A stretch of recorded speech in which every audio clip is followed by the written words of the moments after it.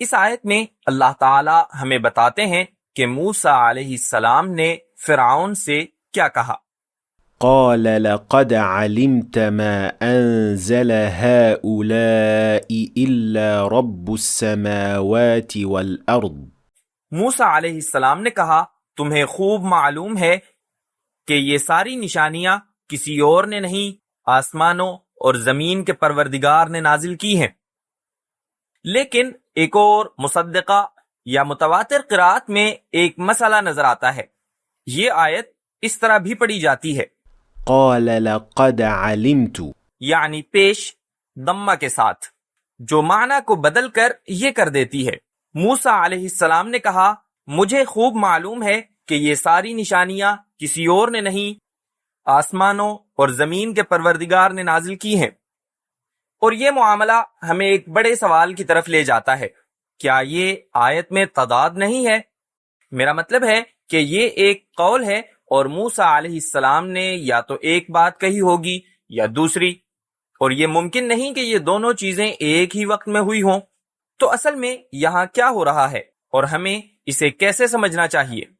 خیر، یہ ویڈیو ظاہری تضادات کے بارے میں ان سوالات کے جوابات دے گی، لیکن پہلے یہ ایک حساس موضوع ہے، اس لیے آپ کو پوری ویڈیو دیکھنی چاہیے تاکہ معلومات کا کوئی حصہ چھوٹ نہ جائے یا آپ کسی چیز کو غلط طور پر نہ سمجھیں۔ تو اپنا ذہن معتدل کر لیں۔ آئیے شروع کرتے ہیں۔ بنیادی طور پر پورے قرآن کریم میں قرات کا کوئی بھی فرق ان تین صورتوں میں سے ایک ہوگا۔ ایک، مختلف الفاظ ایک ہی معنی کے ساتھ۔ دو، مختلف الفاظ مختلف معنی لیکن موافقت کے ساتھ۔ تین، مختلف الفاظ مختلف معنی لیکن ناممکن موافقت کے ساتھ۔ ہم ان میں سے ہر ایک کی تفصیل سے وضاحت کریں گے اور آخر میں ایک حیران کن مثال ہوگی، میرا یقین کریں۔ پہلی صورت سے شروع کرتے ہیں، مختلف الفاظ ایک ہی معنی کے ساتھ۔ یہ قرآن کریم میں قرات کے اختلافات کی سب سے عام صورت ہے، جو بنیادی طور پر تلفظ یا تجوید کے اختلافات ہیں، لیکن معنی ایک ہی رہتا ہے، جیسے قد افلح المؤمنون اور قد افلح المؤمنون۔ یہاں ہمارے پاس ایک ہی آیت ہے جس میں مختلف تلفظ کے مختلف الفاظ ہیں، لیکن وہ پھر بھی ایک ہی معنی دے رہے ہیں۔ ایک اور مثال، صراط الذین انعمت علیہم، صاد کے ساتھ، اور ہم یہ بھی کہہ سکتے ہیں صراط، سین کے ساتھ، اور تیسری قرات ہے صراط، زائی کے ساتھ۔ تو پھر یہ ایک ہی معنی ہے لیکن مختلف الفاظ یا تلفظ کے مختلف طریقے استعمال کر رہے ہیں۔ دوسری صورت کی طرف بڑھتے ہیں، مختلف الفاظ مختلف معنی لیکن موافقت کے ساتھ۔ یہ تب ہوتا ہے جب قرات کے فرق میں مکمل طور پر مختلف معنی والے الفاظ شامل ہوں جو پوری آیت کا معنی بدل دیتے ہیں، لیکن چونکہ یہ موافقت کے ساتھ ہوتا ہے، اس کا مطلب ہے کہ یہ دونوں موجود ہو سکتے ہیں اور ایک ہی وقت میں مراد ہیں۔ جیسے یہ مثال، وجعلوا الملائكة الذين هم عباد الرحمن إناثا، اور انہوں نے فرشتوں کو جو رحمان کے بندے ہیں عورتیں بنا دیا۔ لیکن یہ آیت اس طرح بھی نازل ہوئی ہے، وجعلوا الملائكة الذين هم عند الرحمن إناثا، اور انہوں نے فرشتوں کو جو رحمان کے پاس ہیں عورتیں بنا دیا۔ تو یہاں کوئی یہ نہیں کہہ رہا کہ عباد، بندے اور عندہ یعنی پاس ایک ہی طرح کے الفاظ ہیں۔ یہ یقیناً مختلف معنی والے مختلف الفاظ ہیں، لیکن معنی مقصود ایک ہی وقت میں دونوں میں شامل ہے۔ فرشتے جو اللہ تعالیٰ کے بندے ہیں اور وہ اس کے پاس بھی ہیں۔ تو آیت کا مفہوم دونوں قراءات کو بیک وقت یا ایک ہی وقت میں شامل کرتا ہے۔ ایک اور مثال، ضاد کے ساتھ، وما هو على الغيب بضنين، جو اس طرح بھی نازل ہوئی ہے۔ یہاں لا کے ساتھ، وما هو على الغيب بضنين، تو یہاں لفظ ضنین اور ظنین در حقیقت دو مختلف الفاظ ہیں جن کے دو مختلف معنی ہیں، لیکن آیت اصل میں نبی کریم صلی اللہ علیہ وسلم کے بارے میں بات کر رہی ہے اور آپ صلی اللہ علیہ وسلم کی دو مختلف طریقوں سے تعریف کر رہی ہے۔ ظنین یعنی علم کو روکنے والے نہیں ہیں، اور ظنین یعنی اپنے علم کے بارے میں مشکوک نہیں ہیں، اور یقیناً یہ دونوں ایک ہی وقت میں مراد ہو سکتے ہیں۔ قرآن کریم سے ایسی کون سی مثالیں ہیں جو آپ جانتے ہیں جن کا تعلق قرات کے اس فرق سے ہے؟ ہمیں کمنٹس میں بتائیں۔ اب آخری صورت کی طرف بڑھتے ہیں۔ مختلف الفاظ، مختلف معنی، لیکن ناممکن موافقت کے ساتھ، اور یہ وہ جگہ ہے جہاں اسلام پر حملہ کرنے والے زیادہ تر کام کرتے ہیں اور تضادات کے ہر طرح کے جھوٹے دعوے کرتے ہیں۔ لیکن آئیے دیکھتے ہیں کہ یہ سب کیا ہے۔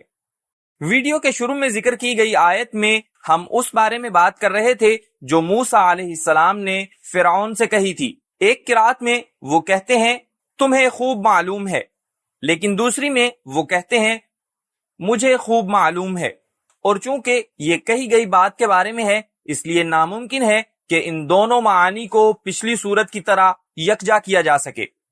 تو یہاں ہو کیا رہا ہے؟ خیر، بہت سادگی سے یہ دو آیات در حقیقت الگ الگ ہیں اور ایک ہی وقت میں موجود ہو سکتی ہیں، لیکن ان کا مقصد بیک وقت ہونا نہیں ہے۔ دوسرے لفظوں میں وہ دو مختلف مواقع پر کہی گئی تھیں، لیکن سمجھنا یہ ہے کہ یہ کیسے ممکن ہے۔ خیر، آئیے ایک مثال لیتے ہیں۔ اگر میں کہوں عمر چلا گیا اور میں کہوں عمر آ گیا، تو یہ ناممکن ہے کہ یہ دونوں چیزیں ایک ہی وقت میں ہوئی ہوں۔ آپ ایک ہی وقت میں جا اور آ نہیں سکتے، لیکن اس سے ہمیں براہ راست یہ نہیں سوچنا چاہیے کہ یہاں کوئی تضاد ہے، بلکہ یہ کہ مزید سیاق و سباق کی ضرورت ہے جو یہ ظاہر کرے کہ یہ دو جملے دو مختلف اوقات میں پیش آئے، اور اس طرح اگرچہ وہ ایک ہی وقت میں کتاب میں موجود ہیں، وہ دونوں درست ہیں اور ایک دوسرے کے متضاد نہیں ہیں، کیونکہ وہ دو مختلف لمحات میں پیش آئے۔ اور قرات کے فرق کی اس صورت میں کم و بیش یہی ہوتا ہے۔ وہ بات جو بہت سے لوگ نہیں جانتے وہ یہ ہے کہ قرات کے فرق والی آیت ایک الگ آیت ہوتی ہے، یہ اپنی جگہ ایک مستقل آیت ہے، اسی لیے آپ ایک ہی آیت کے اندر قرات کو بدل نہیں سکتے، کیونکہ یہ بہت سے معاملات میں فاسد معانی کی طرف لے جاتی ہے جو کہ سرے سے مقصود ہی نہیں ہوتے۔ اور اسی طرح جس مثال کو ہم نے پیش کیا، ہمیں صرف مکمل تصویر دیکھنے کی ضرورت ہے تاکہ سمجھ سکیں کہ موسیٰ علیہ السلام کے واقعے میں ہر آیت کہاں فٹ ہوتی ہے۔ تو جیسا کہ مفسرین نے وضاحت کی ہے، پیش یعنی ضمہ والی آیت قال لقد علمت فرعون کے اس الزام کا جواب ہے کہ موسیٰ علیہ السلام نعوذ باللہ مجنون ہیں، اور اس پر موسیٰ علیہ السلام نے اپنا دفاع کرتے ہوئے کہا مجھے خوب معلوم ہے کہ یہ ساری نشانیاں کسی اور نے نہیں، آسمانوں اور زمین کے پروردگار نے نازل کی ہیں۔ اور زبر یعنی فتحہ والی آیت قال لقد علمت موسیٰ علیہ السلام کا فرعون کو مخاطب کرنا ہے، جو کہ حق کو جان لینے کے بعد اس کے انکار پر ایک ملامت تھی، جو کہ اس آیت کا پیش خیمہ ہے، جہاں اللہ تعالیٰ فرماتے ہیں اور انہوں نے اس کا انکار کیا حالانکہ ان کے دل اس کا یقین کر چکے تھے محض ظلم کی وجہ سے۔ تو جس طرح موسیٰ علیہ السلام اور دیگر انبیاء کرام علیہم السلام کے واقعات کے حصے قرآن کریم میں مختلف جگہوں پر بیان کیے گئے ہیں، لیکن پھر بھی ہم یہاں یہ نہیں سوچتے کہ واقعے کے یہ دو حصے متضاد ہیں یا ایک ہی وقت میں ہو رہے ہیں۔ یہ واقعے سے اقتباسات لینے کی طرح ہے اور پھر کہنا کہ موسیٰ علیہ السلام نے کون سا کہا، اور وہ انہیں بالکل ایک ہی وقت میں نہیں کہہ سکتے تھے۔ خیر، کوئی ایسا نہیں سوچتا، ہم جانتے ہیں کہ یہ مختلف اوقات میں کہے گئے تھے، اور پھر یہ تمام حصے مل کر موسیٰ علیہ السلام کا مکمل واقعہ فراہم کرتے ہیں۔ بالکل اسی طرح ہر آیت، ہر قرات واقعے کا ایک مختلف حصہ بتاتی ہے، اور ہمیں یہ فرض نہیں کرنا چاہیے کہ یہ تضاد ہے یا ایک ہی وقت میں ہو رہا ہے، کیونکہ ایسا نہیں ہے، یہ صرف آپ کو واقعے کا ایک حصہ بتا رہی ہے۔ تو یہ ہوا تو ہے لیکن ایک ہی وقت میں نہیں۔ تو بنیادی طور پر کوئی بھی آیت جس کے بارے میں حملہ آور تضاد کا دعویٰ کرتے ہیں وہ ان 3 صورتوں میں سے ایک ہوگی۔ تو یہ بنیادی تمہید ہے، لیکن میں اس سبق کے بعد ایک اور ویڈیو بنانا چاہتا ہوں جس میں قرآن کریم پر حملے کے لیے استعمال ہونے والی مشہور ترین مثالیں شامل ہوں اور پھر انہیں اسی طرح واضح کیا جائے۔ تو اگر آپ چاہتے ہیں کہ کوئی خاص آیت اس ویڈیو میں شامل کی جائے تو اسے نیچے کمنٹس میں لکھیں اور میں اسے انشاءاللہ اس سبق میں شامل کرنے کی کوشش کروں گا۔ آخر میں اور نتیجے کے طور پر اگر آپ واقعی یہ دیکھنے کے لیے پرجوش ہیں کہ ایک اصل تضاد کیسا ہوتا ہے تو آئیے یہاں دیکھیے۔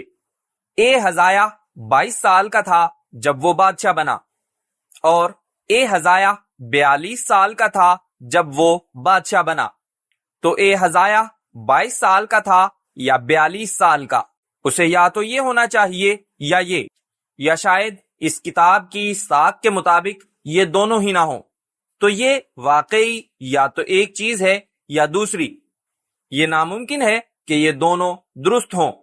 تو ایک حقیقی تضاد ایسا نظر آتا ہے، لہذا جب قراءات اور ان کے اختلافات کا معاملہ آئے تو یہ ضروری ہے کہ ان حملہ آوروں کی بات نہ سنیں جو عربی بولتے ہوئے بھی قرآن کریم کے بارے میں ایسے دعوے کرتے ہیں جن کی پہلے کئی بار تردید کی جا چکی ہے۔